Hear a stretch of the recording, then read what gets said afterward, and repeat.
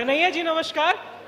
क्योंकि आप देश के अग्रणी संस्थान से समाजशास्त्र के स्टूडेंट रहे हैं, तो मैं ये एक सवाल का जवाब बहुत सालों से चाहता हूँ कि अगर मैं इंजीनियर हूँ तो मैं इंजीनियरिंग शब्द को डिमीन नहीं करूँगा।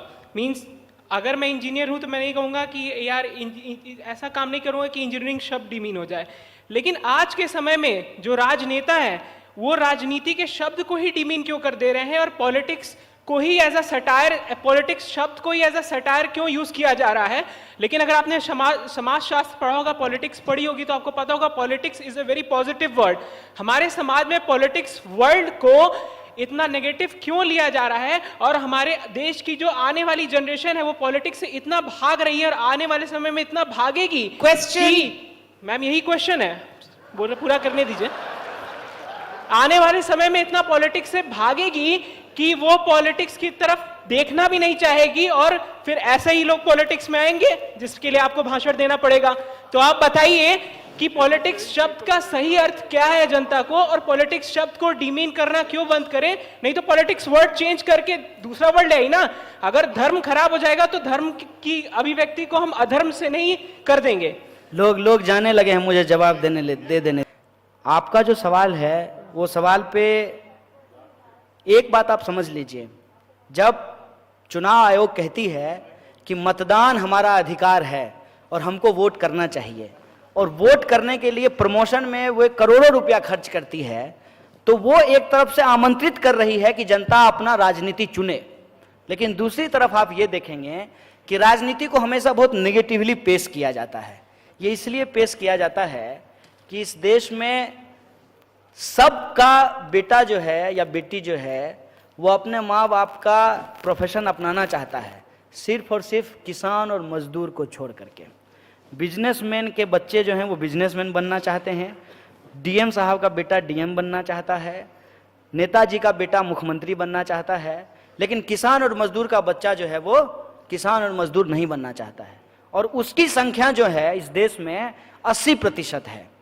अब इस 80% के लोगों को भी यदि ये समझ में आ जाए कि नमक से लेकर के तेल तक, कुदाल से लेकर ट्रैक्टर तक, जरूरत की हर चीज जो है वो राजनीति से तय होती है। जो हम सरकार चुनते हैं वो नीति बनाती है, उस नीति को बनाने में ब्यूरोक्रेट शामिल होते हैं, और वो जो नीति है उसका प्रचार जो है वो मीडिया पे किया जाता है। देखिए आपके जीवन से जुड़ा हुआ हर चीज उसमें शामिल हो जाएगा, मीडिया पे किया जाता है, और फिर उसको लागू जो है ब्यूरोक्रेट कराने के लिए जाते हैं, लागू कराने के लिए जाते हैं, सरकारी कर्मचारी लागू कराने जाते हैं। और इस संबंध में ये बार बार कहा गया है कि यह जो नीतियां हैं इसको बनाने में और लागू कराने में ही करप्शन होता है।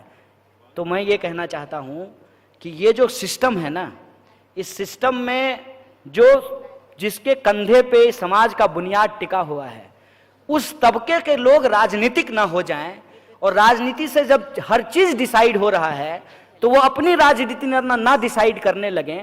इसीलिए राजनीति को निगेटिवली पेश किया जाता है, ताकि मंत्री जी का बेटा मंत्री बन जाए और आप भी चुपचाप इस बात को स्वीकार कर लें कि आपके पिताजी उसके बाबूजी के लिए जिंदाबाद करते थे, आप उसके बच्चे के लिए जिंदाबाद करते रहें। ये जो साजिश है, ये साजिश आज हमारे नौजवानों के खिलाफ की जा रही है कि हमसे हर तरीके का पार्टिसिपेशन उम्मीद किया जाता है कि हम वोट दें, हम रैली में शामिल हों, हम जो है उनका जिंदाबाद मुर्दाबाद करें सोशल मीडिया पे।